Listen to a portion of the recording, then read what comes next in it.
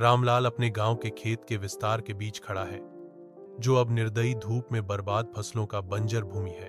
आंसू जमा होने लगते हैं, जिससे उसकी दृष्टि धुंधली हो जाती है, क्योंकि वह अपने सामने विनाश का सर्वेक्षण करता है। कभी फलते फूलते खेत की भूतिया कहानियां टूटे सपनों और चकनाचूर उम्मीदों की फुसफुसाहट करती हैं। उसके दिमाग में एक दुखद याद कौंध जाती है।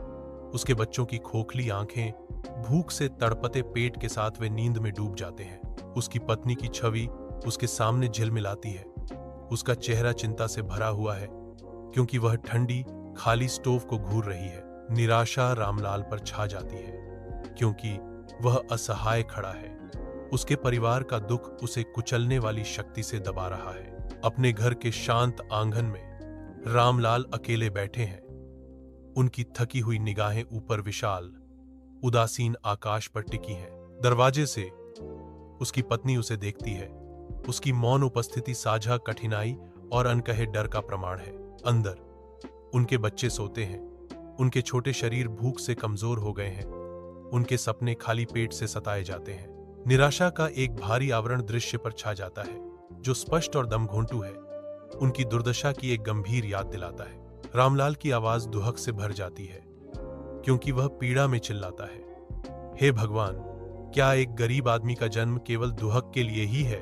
गांव के चौक के दिल में रामलाल खुद को कर्जदारों के एक खतरनाक समूह से घिरा हुआ पाता है।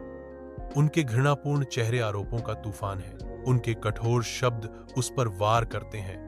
प्रत्येक अक्षर उनके पहले से ही नाजुक सम्मान पर एक प्रहार है। चौकोर के किनारों से ग्रामीण देखते हैं। उनके चेहरे दया और असहायता के मिश्रण से अंकित हैं। फिर भी किसी की हस्तक्षेप करने की हिम्मत नहीं होती। रामलाल अकेला खड़ा है।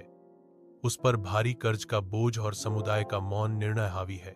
दृश्य पर सूरज की किरणें पड़ती हैं, लंबी तीखी छायाएं डालती हैं, जो रामलाल के अलगाव और भेद्यता को बढ़ाती हैं।